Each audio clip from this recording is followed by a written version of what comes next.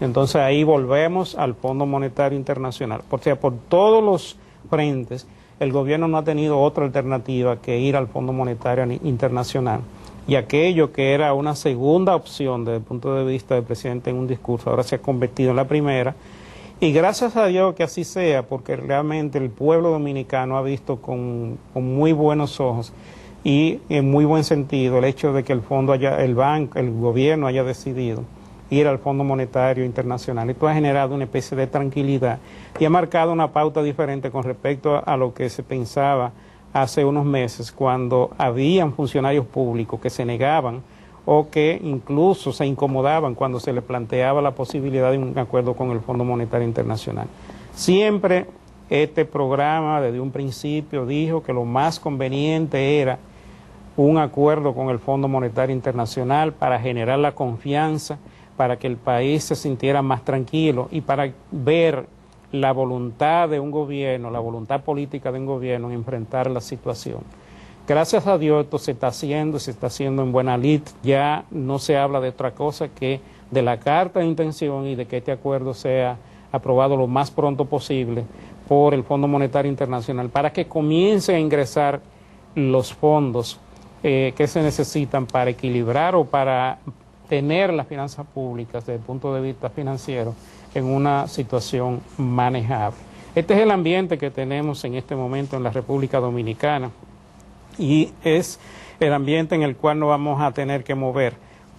¿Qué va a pasar ahora? Bueno, ya estamos en la etapa de que se haga el presupuesto del año que viene y vamos a ver entonces cómo las autoridades van a hacer este trabajo, porque la verdad es que lo que hay que hacer en términos presupuestarios para el próximo año hay que verlo con mucho cuidado. Recordemos que el año pasado estábamos contando con los recursos de Petrocaribe, se cayeron por la baja de los precios del petróleo. No contábamos con que la Falcon Bridge iba a salir del mercado y ahí está el tema de que la Falcon Bridge está paralizada, los ingresos presupuestarios que genera la Falcon Bridge y el impacto que eso tiene en las exportaciones se están viendo en la economía. Entonces, ese es el panorama que nosotros tenemos hoy día y sobre esa base es que el gobierno tiene que manejarse. Yo creo que esto es bien interesante como para que nosotros tengamos un análisis, podamos analizar lo que puede ser la mejor opción en términos presupuestarios. Si yo me voy a hacer un análisis y parto desde lo micro, nosotros hemos visto que las empresas, cuando cogen prestado para un proyecto específico, producir riqueza. Para los beneficios que deje esa producción de riqueza, parte de esos beneficios es para pagar el préstamo, se queda con una riqueza X.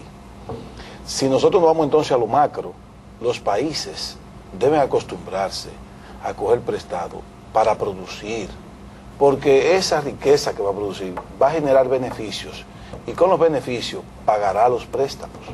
Pero no comencemos o no comenzar a coger préstamos para cubrir gastos, porque los empresarios que han cogido prestado para gastarlo quiebran.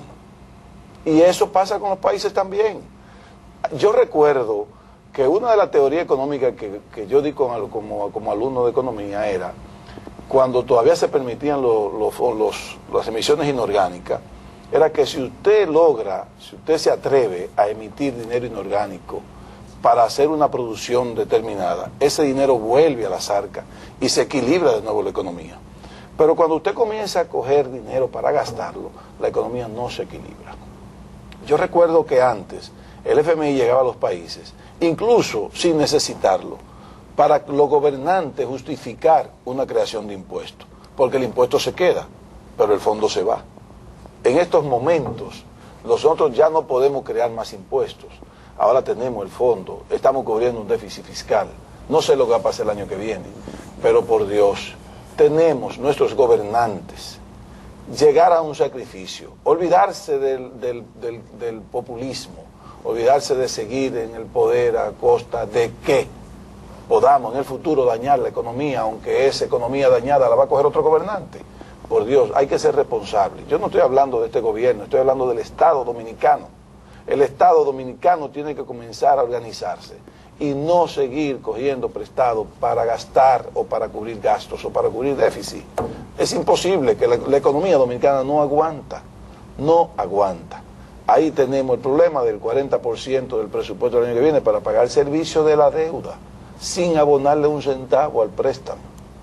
No es posible, este país no lo aguanta. Tanto que dieron, tanto que fuñeron con lo que todavía la economía soportaba eso, que la economía soportaba, no lo soportaba. Nadie soporta coger préstamo para gastar. Ninguna economía del mundo soporta eso. Recuerdo que los 2.000 y pico de millones prestados que cogieron de bono soberano, el gobierno anterior al gobierno del presidente Leonel Fernández, fue para hacer contenes, aceras, infraestructura deportiva, que no producen un centavo. No es que no se necesitan, pero esas cosas se hacen con superávit presupuestario. Y es lo que decía el prospecto de inversión, que después, mira... A usted le sobraron 200 millones de pesos, bueno, haga un multideportivo. Sí. A usted le sobraron 50 millones de pesos, pues hágale una acera a un pueblo determinado. Pero no podemos seguir cogiendo prestado para gastar.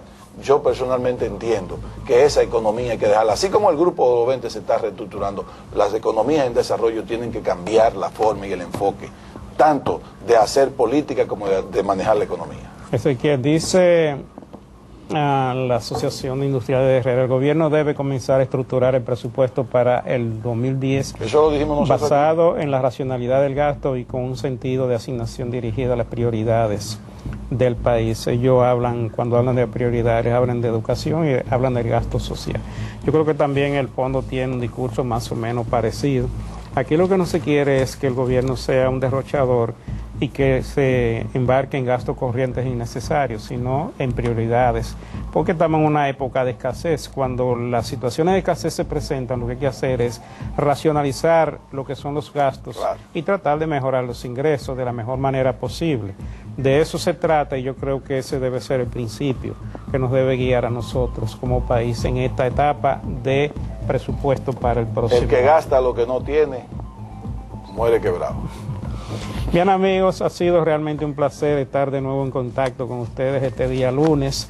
Esperamos de nuevo que mañana podamos establecer o restablecer esta comunicación para seguir hablando de los temas de actualidad económica. Nos vemos Dios mediante en el próximo programa.